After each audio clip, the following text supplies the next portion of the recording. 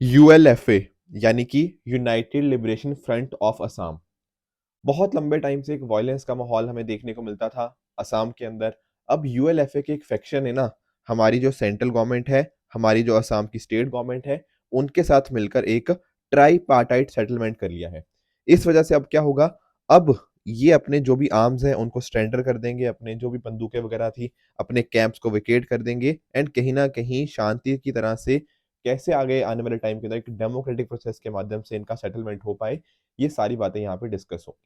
तो अपने आप में ये पीस पैक्ट का साइन होना सेंट्रल और असम का इस फैक्शन के साथ बहुत अच्छी खबर है जो कि पीस को प्रमोट करेगी। 200 डेट है आज की 30 दिसंबर 2023 एंड आप सभी का स्वागत है आज के प्रीलिम बूस्टर न्यूज डिस्कशन के अंदर।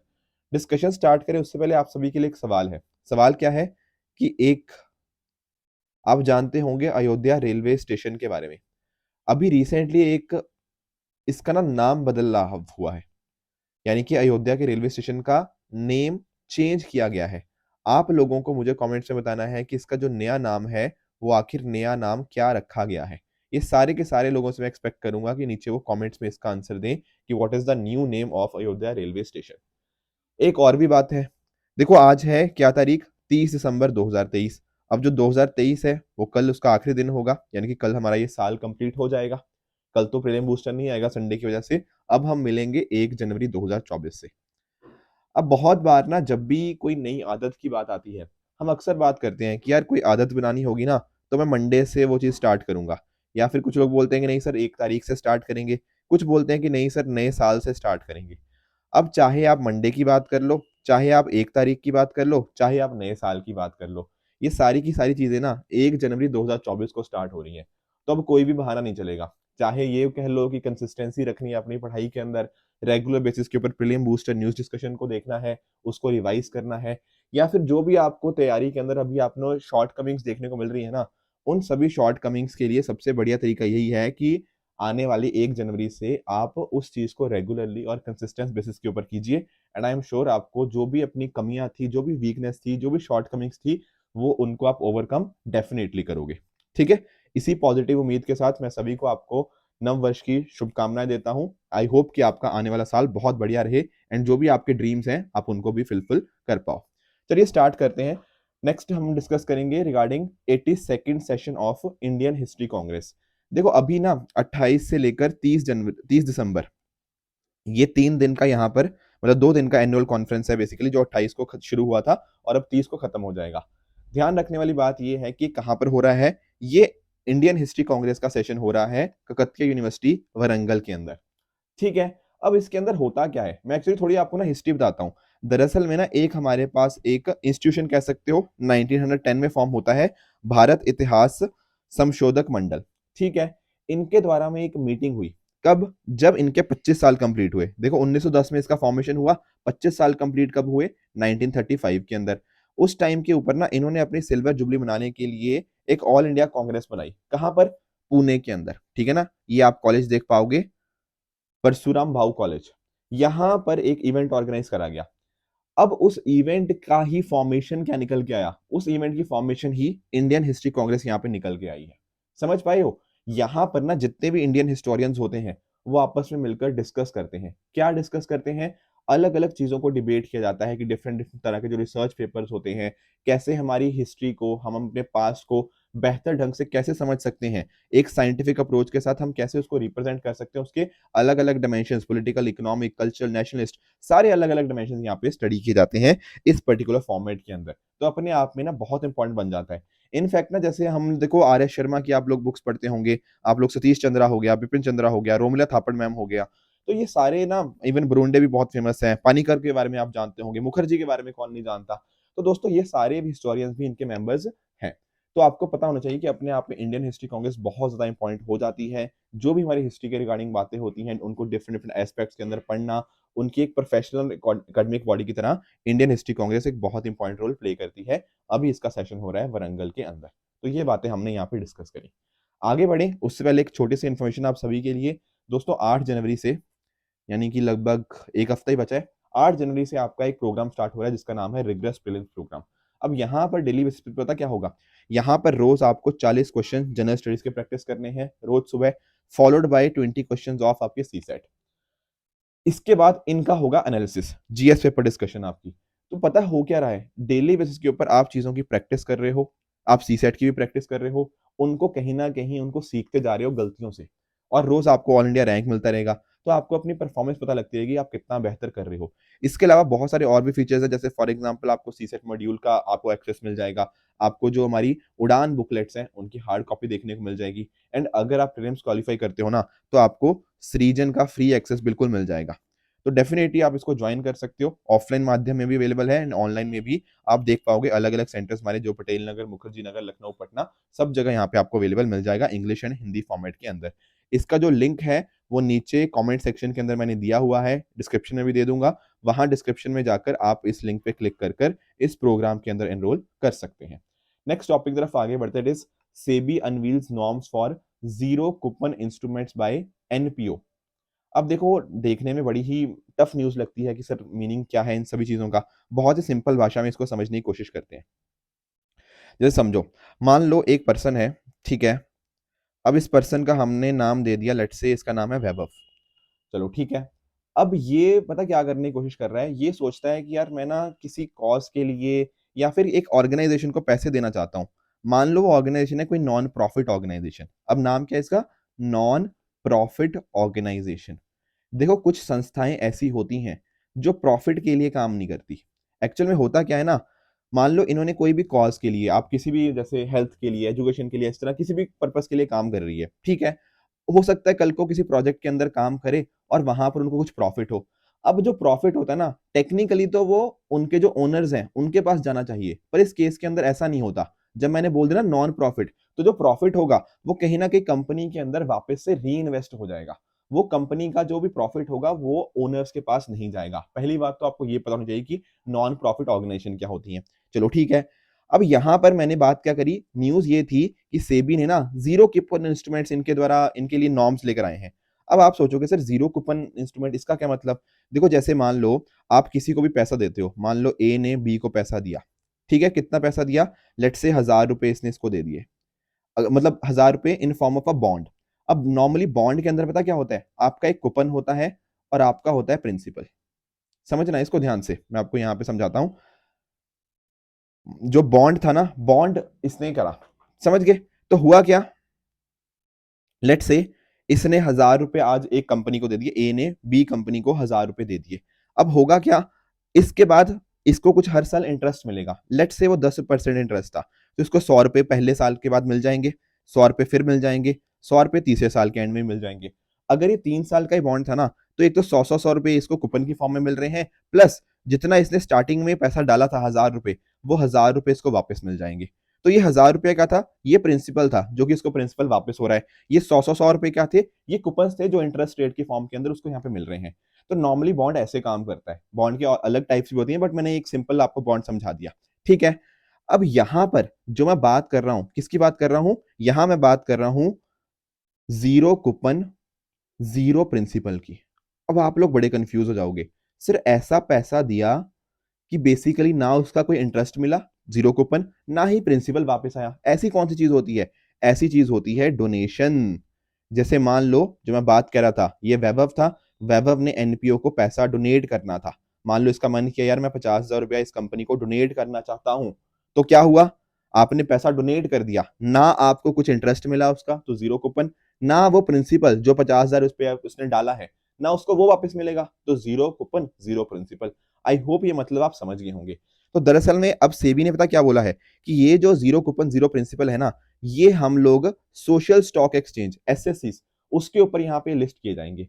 अब आपके दिमाग में आएगा यार इसने 50,000 रुपया डोनेट ही तो करना है, ये क्या तरीका हुआ कि आप सोशल स्टॉक एक्सचेंज के ऊपर इस पर्टिकुलर डेट इंस्ट्रूमेंट को लिस्ट करो फिर इस तरह से काम करो। देखो एक्चुअल में होता क्या है ना, जब भी आप किसी चीज को आप डोनेट करते हो, तो कहीं ना कहीं ये जो ऑर्गेनाइजेशन के पास डायरेक्टली पैसा आ गया, बिल्कुल ठीक बात है। अब ये ना ऑर्गेनाइजेशन उस पैसे को कहाँ पे पैसा खर्च करती है, आपको या तो पता ही नहीं होता, या फिर बहुत ज्यादा ओपेकनेस होती है इस चीज के रिगार्डिंग कि पैसा आ तो रहा है इस संस्था के पास, पर पता नहीं संस्था कहाँ पे खर्च कर रही है। अब जब हमने ना ये इसके साथ सारी चीजें लिंकेज कर दी, हमने इसको इंस्ट्रूमेंट को सोशल स्टॉक एक्सचेंज के थ्रू यहाँ पे किया, तो इस वजह से आपकी जो ट्रांसपेरेंसी है ना, जो पारदर्शिता है, वो बहुत ज्यादा बढ़ जाएगी। अब हमें पता लगता रहेगा कि भैया अच्छा मैंने पैसा डोनेट किया, उस डोनेशन को कहाँ पर यूज किया गया। और जैसे ही ऑर्गेनाइजेशन लिस्टेड है एक्सचेंज के ऊपर, तो प्रॉपर तरह से इसका ऑडिट वगैरह होगा कि कितना पैसा खर्च कर रहे हैं, कहाँ पे कैसा खर्च कर रहे हैं, उसका इम्पैक्ट क्या हो रहा है, ये मुझे पता लगता रहेगा, इस वैभव को पता लगता रहेगा भैया क्या खर्च हो रहा है, कितना खर्च हो रहा है। तो ये हमारा प्रोसेस है कि पूरा प्रोसेस को हम ट्रांसपेरेंट और ऑथेंटिक बना दें। इस वजह से सेबी के द्वारा ये zero coupon, zero principal instruments यहाँ पे लॉन्च किए गए हैं। ध्यान रखना, मिनिमम जो इशू साइज होगा ना, यहाँ पर होगा वो 50 लाख का। इशू साइज क्या होता है, कितने आप शेयर इशू कर रहे हो मल्टीप्लाइड बाय कितने अमाउंट की एक शेयर है, उसकी बात करी जा रही है। और ये जो अपना इस तरह से जीरो कूपन जीरो प्रिंसिपल आपके होंगे, ये पर्पस स्पेसिफिक होंगे, यानी कि किसी पर्पस के लिए इसको यूज किया जाएगा, वो किसी और पर्पस के लिए नहीं। मान लो आपने जो पैसा दिया 50,000 रुपया, वो सिर्फ आपने दिया था एजुकेशन के लिए, तो पैसा एजुकेशन के ऊपर ही खर्च होगा, ऐसा नहीं किसी और जगह खर्च हो रहा है, कंपनी की सैलरीज के लिए खर्च हो रहा है, नहीं। ये चीजें ध्यान में रखी गई हैं। मिनिमम एप्लीकेशन साइज 10,000 रुपया होगा। ये कुछ और प्रोसेस है कि कैसे कैसे ये काम करेगा, कि पहले जैसे होता नहीं कि नॉर्मली अगर आप पैसा रेस करते हो, जैसे आईपीओ वगैरह होता है, सिमिलर ही उसका प्रोसेस हमें देखने को मिल जाएगा कि प्रॉपर आपको सेबी वगैरह से या सोशल स्टॉक एक्सचेंज के अप्रूवल लेना पड़ेगा वहां से, फिर अकॉर्डिंगली अप्रूवल मिल जाएगा, फिर अकॉर्डिंगली वो सारे अपने ऑब्जर्वेशन वगैरह बताएंगे कि क्या गड़बड़ी है। तो इस तरह से ये पूरा प्रोसेस वर्क करेगा। आपको प्रोसेस ध्यान में नहीं देना है कि कैसे कैसे लिस्ट होगा या क्या चीजें होंगी, वो इंपॉर्टेंट नहीं है, इसका मीनिंग इंपॉर्टेंट है। एक चीज और इंपॉर्टेंट जो हमें जाननी है कि मान लो हमने बोल तो दिया कि हमें इतना पैसा चाहिए, आपने बोल तो दिया कि यार ये इतना पैसा चाहिए, मान लो आपने जितना पैसा बोला था जो इशू साइज था, उसका 75% से भी कम लोगों ने सब्सक्राइब किया, उसका जो वैल्यू थी, तो पता क्या होगा, तो उसको लिया ही नहीं जाएगा। यानी कि मान लो मैं आपको समझाता हूं, मान लो आपने बोला जैसे 50 लाख मिनिमम है ना, मान लो इस कंपनी ने बोला कि भैया मुझे 1 करोड़ रुपया रेस करना है, ठीक है। तो कुछ पैसा मैं डालूंगा, कुछ आप डालोगे, कोई तीसरा बंदा डालेगा, इस तरह से बहुत सारे लोग डालेंगे। मान लो हमने जब सब्सक्राइब किया ना, वो पैसा आया 60 लाख रुपए।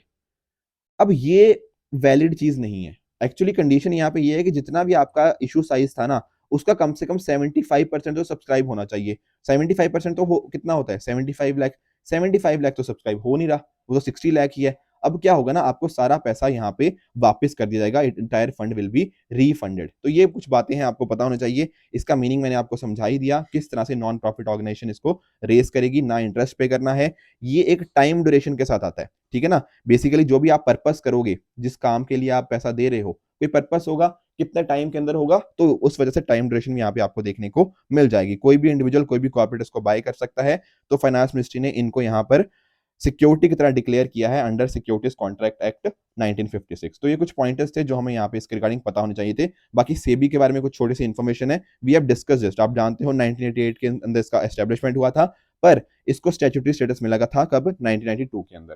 तो ये कुछ इंपॉर्टेंट पॉइंट्स है जो हमें डेफिनेटली पता होने चाहिए। आगे चलते हैं, government to extend duty remission benefits to e commerce exports. इसका क्या मुद्दा है, इसका मुद्दा ये है कि यूनियन गवर्नमेंट ना आपके जो एक्सपोर्ट बेनिफिट्स हैं, वो यहाँ पर एक्सटेंड कर रहा है, किसको, ई कॉमर्स एक्सपोर्ट्स को। मैं समझाता हूँ। देखो कभी आपने एक चीज नोटिस करी है, जैसे मान लो एक एक्सपोर्ट कर रहा है कोई बंदा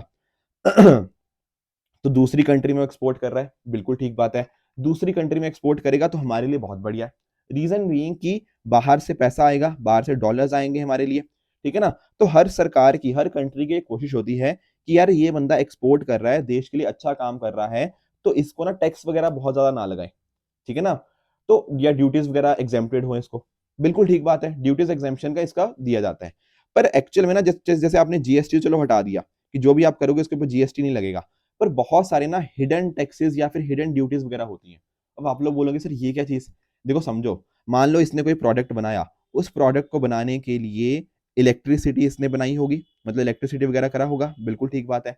अब इलेक्ट्रिसिटी के ऊपर जब भी हुआ, जो फ्यूल वगैरह यूज हुआ, फ्यूल यूज हुआ होगा इलेक्ट्रिसिटी के लिए, उस फ्यूल के ऊपर इसने कुछ ना कुछ पे किया होगा, एक्साइज ड्यूटी, वैट, कुछ भी इस तरह से कुछ पे किया होगा, ठीक है। या फिर मान लो इलेक्ट्रिसिटी परचेज करी है, तो उसके ऊपर इलेक्ट्रिसिटी ड्यूटी लगाई होगी। कई बार एग्रीकल्चर प्रोडक्ट्स के ऊपर आपको मंडी टैक्स देना पड़ता है, कुछ म्यूनिसिपल टैक्सेस होते हैं, प्रॉपर्टी टैक्स दिया हो सकता है, स्टैंप ड्यूटी दी हो सकती है। तो ये वाले टैक्सेस तो जीएसटी के अंदर एग्जेम्प्टेड ही नहीं है, तो ये सब तो इसने पे किया होगा ना। अरे हाँ सर ये तो पे किया होगा, पर हम चाहते हैं कि भैया इस पर्टिकुलर बंदे को ना ये सब ना पे करना पड़े, या तो ना पे करना पड़े, या फिर कुछ इसको हेल्प करे ना, कि ये सब चीजें इसको पे करनी पड़ रही हैं, पर हम इसको थोड़ी हेल्प करें। अब हेल्प कैसे करेंगे, उसके लिए हमारे पास ये वाली स्कीम है, RODTEP। ठीक है ना, remission of duties taxes on export of product. ये वाली जो स्कीम है ना, ये हमें मदद करती है। किस तरह से?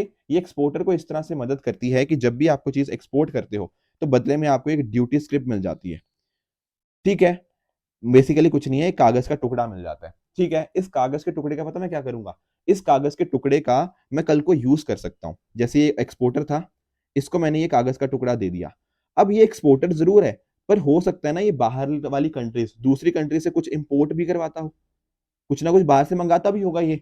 तो इसको ना यहाँ पर जब ये किसी चीज से इंपोर्ट करवाएगा तो इसको ड्यूटी पे करनी पड़ेगी, है कि नहीं? तो इसको ना जब ये ड्यूटी पे करेगा तो ये कागज का टुकड़ा दिखा देगा, तो उतना पैसा उसका एग्जेम्प्ट हो जाएगा। This is how it works, duty script का कॉन्सेप्ट। आई होप ये चीज आप समझ पाए होंगे। और अगर मान लो सर ये नहीं करता इंपोर्ट, तो क्या होगा? तो ये बंदा किसी और को बेच सकता है इस कागज के टुकड़े को। ठीक है, तो ट्रांसफरेबल भी है। तो ये चीज आपको यहाँ पे पता होनी चाहिए। तो अभी क्या हुआ ना, ई कॉमर्स एक्सपोर्ट्स के रिगार्डिंग इसके बेनिफिट्स हमने इस पर्टिकुलर स्कीम के अंतर्गत दे दिए हैं। तो जो भी आपके हिडन टैक्सेस होते हैं जो कि किसी और स्कीम के अंतर्गत रिफंड नहीं होते, उसके लिए यहाँ पर आपको रिफंड एक तरह से यहाँ पे मिल जाता है। इसी तरह से आप नोटिस करो, एक्चुअल में मैं आपको थोड़ा समझाता हूं। हमारी ना सरकार के द्वारा ना फॉरेन ट्रेड पॉलिसी लेकर आई गई थी। एक्चुअली जो पिछली फॉरेन ट्रेड पॉलिसी थी ना, वो थी 2015 से लेकर 2020 तक की। हालांकि कोविड 19 पैंडेमिक की वजह से उसको 31 मार्च 2023 तक एक्सटेंड कर दिया गया था। अब 1 अप्रैल से ना हमारे पास नई फॉरेन ट्रेड पॉलिसी है, जहां पर हम कोशिश कर रहे हैं कि हमारे जो भी गुड्स एंड सर्विसेज का एक्सपोर्ट है, हम उसको $2 ट्रिलियन तक लेके जाएं बाय 2030। अभी $760 बिलियन के आसपास है, इसको हम 3 गुना करना चाहते हैं बाय 2030। और यहाँ पर हमारे जो कॉमर्स मिनिस्टर हैं, उनका यहाँ पे ऐसा मानना है कि इसके अंदर ना हमारा ई कॉमर्स का बहुत इंपॉर्टेंट रोल रहने वाला है। हालांकि मैं ये पहले समझा चुका हूं आपको, ये पुराना ही डेटा है जो हमने ऑलरेडी डिस्कस किया हुआ है पिछले दिनों के अंदर। पर यहाँ पर इनका मानना था फॉरेन ट्रेड पॉलिसी के अंदर कि यहाँ पर ई कॉमर्स का एक इंपॉर्टेंट रोल रहेगा। इस वजह से हमने ये चीज भी यहाँ पे RODTEP के बेनिफिट्स यहाँ पे इसके लिए एक्सटेंड कर दिए गए हैं। तो आप देख पाओगे इस स्कीम के अंतर्गत 15,000 करोड़ का बजट यहाँ पे अवेलेबल करवाया गया है। और ये वाली स्कीम है WTO कंप्लायंट है, यानी कि WTO के जो एग्रीमेंट्स होते हैं ना, उसी के हिसाब से ये हमें देखने को मिल जाती है। कुछ यहाँ पर ना कितना परसेंट आपको यहाँ पे रिफंड मिलेगा, ये यहाँ पे स्पेसिफाइड है। कहने का मतलब क्या, टेक्सटाइल के लिए अलग है, मशीनरी के लिए अलग है, एग्रीकल्चर प्रोडक्ट्स के लिए अलग है, और कहाँ भेज रहे हो उसके लिए भी अलग है। यूएस के लिए कुछ अलग है, यहाँ पे आपको रिफंड मिलेगा, यूरोप के लिए कुछ अलग है। तो ये आपको नंबर्स याद नहीं रखने, आपको याद रखना है कि कंट्री और क्या आप प्रोडक्ट्स भेज रहे हो, उसके हिसाब से ये नंबर्स वेरी करते हैं कितना आपको रिफंड रेट मिलने वाला है। ठीक है, तो जैसा मैं आपको बता भी रहा था, फॉरेन ट्रेड पॉलिसी के अंतर्गत क्या हुआ है, ई कॉमर्स के थ्रू ना अगर मान लो आपने कुरियर के माध्यम से कुछ भेजना है, तो पहले उसकी लिमिट थी मैक्सिमम 5 लाख, अब उसको बढ़ाकर 10 लाख कर दिया गया है। उसके अलावा एक्सपोर्ट्स को बढ़ाने के लिए एक हैंडबुक निकाली गई है, ताकि micro small and medium enterprises वो कैसे कहीं ना कहीं एक्सपोर्ट कर पाए दूसरे देशों के अंदर ई कॉमर्स रूट के थ्रू। ये DGFT ने यहाँ पे शिप रॉकेट के साथ भी काम कर रही है, और वैसे भी एक हैंडबुक निकाली है। तो बहुत सारे काम हो रहे हैं, ई एक्सपोर्ट जोन्स क्रिएट करे गए हैं। अमेजोन और director general of foreign trade ने मिलकर एक ट्रेनिंग वगैरह करवाई जा रही है MSMEs की। तो बहुत सारे स्टेप्स लिए जा रहे हैं ताकि हम एक तरह से MSMEs को प्रमोट करें, ताकि हमारे ई कॉमर्स एक्सपोर्ट्स बूस्ट हो, और हमने जो टारगेट सेट करा है $2 ट्रिलियन का बाय 2030, उसका हम अचीव कर पाए। ध्यान रखिएगा, जो DGFT आता है वो आता है हमारी ministry of commerce and industry के अंदर एक अटैच्ड ऑफिस की तरह। इसको जो हमारे director general of foreign trade है वो यहाँ पर इसको चेयर करते हैं। काम इसका यही होता है कि इंडिया के इंटरेस्ट के अंदर हम एक्सपोर्ट करें, ताकि इंडिया के बेनिफिट्स आगे बढ़ पाए। ये यहाँ पे इसका फोकस देखने को मिल जाएगा। एक और छोटा सा मुद्दा है, that is extension of Bharatmala phase 1। देखो एक्चुअल में क्या हुआ ना, हमारी जो भारतमाला जो स्कीम थी वो 2017 में लॉन्च करी गई थी, और हमने एक्सपेक्ट किया था कि ये वाली जो स्कीम है ये 2022 तक रन करेगी। एक्चुअली इसके 2 फेज होने थे, ठीक है, फेज 1 और फेज 2। तो हमने सोचा था कि इसका जो फेज 1 है ना, वो 2022 में हम कंप्लीट कर देंगे, फिर उसके बाद हम फेज 2 की तरफ चल लेंगे। अब हो क्या रहा है ना, ये जो फेज 1 है ये अभी कंप्लीट तो छोड़ो दूर, अभी 50% भी नहीं पहुंचा। तो सरकार ने क्या बोला है कि इसको 6 साल के लिए एक्सटेंड कर दिया गया। अब ये 2027-28 तक फेज 1 चलेगा। तो सर फेज 2 कब चलेगा? देखो अभी क्लैरिटी है ही नहीं फेज 2 के रिगार्डिंग। एक्चुअली ये स्कीम इतनी ज्यादा डिले हो चुकी है, ऐसा बोल रहे हैं कि शायद फेज 2 इसका इंप्लीमेंट ही ना करें, क्योंकि आप देखो ना 2022 तक खत्म करना था, अब 6 साल इस स्कीम को आगे और बढ़ा दिया गया है। रीजन बीइंग, देखो हमने जिस स्पीड से सोचा था कि हमारे सारे आपके ना इकोनॉमिक कॉरिडोर बनेंगे, आपके एक्सप्रेस वे बनेंगे, इंटर कॉरिडोर्स बनेंगे, फीडर रूट्स, जिस स्पीड से हमने एक्सपेक्ट किया था उस स्पीड से हम बहुत बहुत बहुत ज्यादा पीछे हैं। अभी 42% ही हम उसका अचीव कर पाए हैं जितना हमने सोचा था। रीजन बहुत सारे दिए जा रहे हैं सरकार के द्वारा। एक है कि भैया हमें बनाने के लिए चाहिए लैंड, और लैंड एक्वायर करनी पड़ती है, तो लैंड एक्विजिशन अपने आप में हो नहीं पा रही, उसमें बहुत सारे इश्यूज आ रहे हैं लैंड एक्विजिशन करने के ऊपर। ऊपर से जब हम बात करें ना इन सभी कॉरिडोर्स वगैरह को बनाने की, उसके लिए जो रॉ मटेरियल चाहिए, तो रॉ मटेरियल के दाम बहुत ज्यादा बढ़ चुके हैं। और ऊपर ही साथ अगर हम बात करें, बहुत सारे प्रोडक्ट्स के ऊपर लगता है जीएसटी, और जीएसटी के जो रेट्स हैं वो जीएसटी के रेट्स भी इंक्रीज हो चुके हैं। तो एक्चुअल में इन्होंने जो कॉस्ट सोची थी ना कितना पैसा लगेगा, वो कॉस्ट बहुत ज्यादा बढ़ने वाली है। प्रोजेक्ट इन्होंने सोचा था जितनी कॉस्ट लगनी थी ना, उससे कई गुना कॉस्ट अब इसके ऊपर खर्च की जाएगी। तो वो भी अपने आप में नेगोशिएशन चल रही है, कितना पैसा और दिया जाना चाहिए, कैसे वो नेगोशिएशंस होगा, पूरी एग्रीमेंट्स वगैरह को वापस से रिकंसिडर किया जा रहा है। तो अपने आप में ना देखो, यही थोड़ा ना गवर्नमेंट प्रोजेक्ट्स की यही दिक्कत रहती है कि प्रोजेक्ट्स टाइम पे कभी कंप्लीट नहीं होते, प्रोजेक्ट कंप्लीट होते हैं तो कॉस्ट बहुत ज़्यादा लग जाती है। यही सेम चीज़ हमें यहाँ पे देखने को मिल जाएगी, ठीक है ना। तो ध्यान रखना, ये जो भारतमाला की बात कर रहा हूँ, ये ministry of road transport and highways के अंतर्गत आता है। हमारी जो national highway authority of India है, उसके साथ ही साथ आपका national highway and infrastructure development corporation limited और स्टेट पब्लिक वर्क डिपार्टमेंट, ये सारे मिलकर इसको करते हैं। तो प्रोजेक्ट की फंडिंग कहाँ से आती है? आपके जो जैसे पेट्रोल एंड डीजल के ऊपर सेस लगता है, टोल टैक्स की मदद से, आपके टोल ऑपरेट ट्रांसफर की मदद से, आपके नेशनल हाईवेज का मॉनिटाइजेशन, एंड साथ ही साथ कुछ और तरीके से भी इसको यहाँ पे पैसा दिया जाता है। एक छोटी छोटी सी न्यूज और है, that is Sanjauli Dhali tunnel. अब यहाँ पर दरअसल में ना इसकी लोकेशन आपको पता होनी चाहिए, ये लोकेशन है आपकी हिमाचल प्रदेश के अंदर। रिसेंटली इसको इनॉग्रेट किया गया, यहाँ पर आप देख भी पाओगे। दरअसल में एक डबल लेन इस तरह से आपको ये टनल देखने को मिल जाएगी, जो कि लगभग आपको 150 मीटर की देखने को मिलती है with a cost of 47 crore.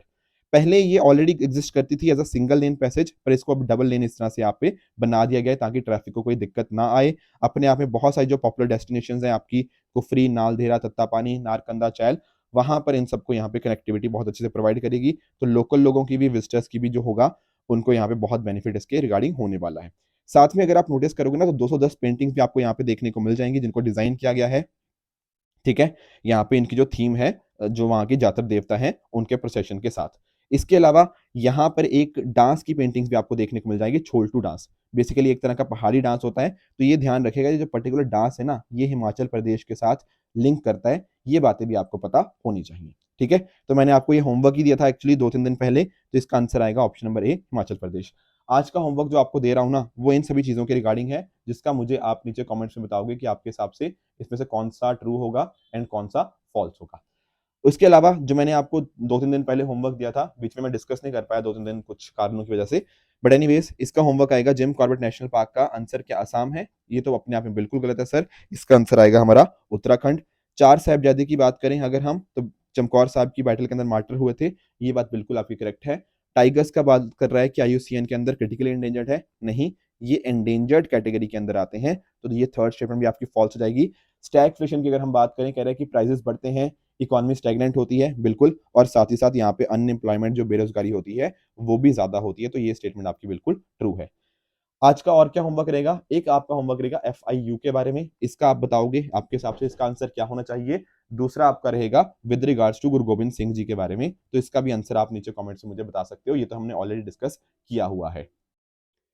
एक होमवर्क मैंने आपको और दिया था इंडिया आसियान ट्रेड के रिगार्डिंग, इसको डिस्कस कर लेते हैं। दरअसल ना देखो, इंडिया आसियान के बीच में ना हमने यहाँ पे साइन किया था एफटीए बहुत टाइम पहले, ठीक है।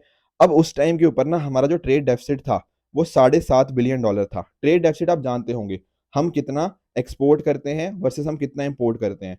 तो ऑलरेडी ना हम वहां से आसियान कंट्रीज से सामान ज्यादा मंगाते थे, उनको भेजते कम थे, तो ठीक है। बट जब से हमने इसको एफटीए को इंप्लीमेंट किया, उसके बाद से हमारा ट्रेड डेफिसिट और बढ़ता गया, यानी कि वहां से सामान बहुत ज्यादा आता रहा आता रहा आता रहा, हम उतना एक्सपोर्ट कभी कर ही नहीं पाए आसियान को। अब जब इंडिया को इतना ज्यादा नुकसान हो रहा है, तो हमने बोला कि यार हमें इसको ना कहीं थोड़ा नेगोशिएट करना चाहिए, थोड़े इसके अंदर चेंजेस लेकर आने चाहिए, एंड वही यहाँ पर हम चीजें यहाँ पे हमें कर रहे हैं। एक्चुअली कुछ जो डिस्कशन आने वाले समय के अंदर होगा, उसके अंदर एक बात तो होगी with regards to rules of region. देखो काफी सारे लोग ऐसा बोल रहे हैं कि जैसे चाइना है, अब चाइना पता क्या करता है, चाइना डायरेक्टली इंडिया में अपने प्रोडक्ट्स नहीं बेचता, मतलब वो भी बेचता है, बट चाइना क्या करता है, चाइना पहले इसको भेजता है आसियान, फिर आसियान से वो प्रोडक्ट्स आते हैं इंडिया में, तो घूम फिर के इंडिया में आ रहे हैं। ऐसा लग रहा है कि ये प्रोडक्ट्स आ रहे हैं आसियान से, पर दरअसल में वो चाइना पहले आसियान में भेज रहा है, आसियान से वो इंडिया में आ रहा है। तो हम यहाँ पे रूल्स ऑफ रीजन लाने की बात कर रहे हैं, ताकि हमें पता लग पाए कि यार ये कहाँ से आ रहा है प्रोडक्ट, ये प्रोडक्ट कितना वहां पे चाइना में बना है, कितना आसियान कंट्री में। क्योंकि कोई इंसान ऐसा बोल सकता है ना कि बना ये चाइना में था, पर आसियान में आया, आसियान ने थोड़ा-सा मॉडिफिकेशन कर दिया, कुछ उसमें पैकेजिंग कर दी, फिर वो जाके इंडिया में आया। तो टेक्निकली वो प्रोडक्ट तो चाइना में हुआ ना कि आसियान के अंदर। तो ये सारी डिस्कशन यहाँ पे करी जाएँगी। तो प्रोडक्ट ऑफ मतलब ओरिजिन कहाँ पे है उस प्रोडक्ट का, ये यहाँ पर देखा जाएगा। ट्रेड रेमेडीज़ की बात करी जाएगी कि मान लो कुछ अनफेयर ट्रेड प्रैक्टिसेज़ हैं या फिर अचानक से बहुत ज़्यादा इम्पोर्ट बढ़ जाता है, तो वहाँ पर किस तरह से हम सेफ्टी नेट लेकर आ सकते हैं। तो यहाँ पर इनके अंदर फ़ोकस इस पर्टिकुलर एफटीए के अंदर रखा जाएगा आपके केमिकल्स के ऊपर, अलॉयज़ के ऊपर, ज्वेलरी, जेम्स, टेक्सटाइल, लेदर, इन सभी चीज़ों के ऊपर डिस्कशन यहाँ पे रखा जाएगा। तो ये जो कुछ पॉइंटर्स थे ना जहाँ पर बहुत बात कर रहा है कि आसियान का जो ट्रेड है, क्या वो कितने परसेंटेज की अगर हम बात करें, तो आप यहाँ पे नोटिस कर पाओगे कि ASEAN accounts for 11% of India's global trade in 2022-23। तो 11% के आसपास है, 25% के आसपास नहीं है। बाकी आसियान कंट्रीज़ के बारे में आप जानते हो, आपको 10 कंट्रीज़ आपको यहाँ पे देखने को मिल जाएँगी, प्लस एक 11वीं कंट्री अभी ऐड होनी बाकी है। मैंने कई बार आपको बताया है, ईस्ट तिमोर की अभी बात चल रही है, मतलब हो जाएगी वो कंट्री भी, तो 11 कंट्रीज़ हो जाएँगी, पर अभी 10 ही कंट्रीज़ हैं। बाकी इसकी फाउंडेशन हुई थी 1967 के अंदर, बैंकॉक थाईलैंड के अंदर। इसके सेक्रेटरीट आपको जकार्ता इंडोनेशिया में आपको देखने को मिल जाते हैं, ठीक है ना? एंड एक ना यहाँ पे एक हमारे पास ASEAN India trade in goods agreement AITGA, ये ऑफिशियल नाम है इस एफटीए का।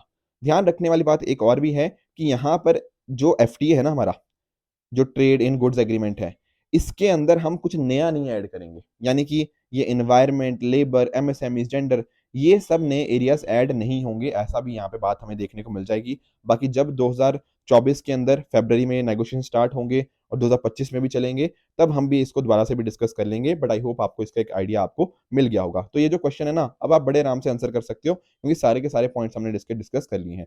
दोस्तों, ये थी आज की डिस्कशन। इसी बेसिस के ऊपर अगर आपको इसकी पीडीएफ चाहिए तो आप हमारे Telegram channel PW only official पे जाके इसकी पीडीएफ डाउनलोड कर सकते हो एंड अपनी प्रिपरेशन को और भी बेहतर बना सकते हो। तो दोस्तों, keep working hard, good bye and good luck.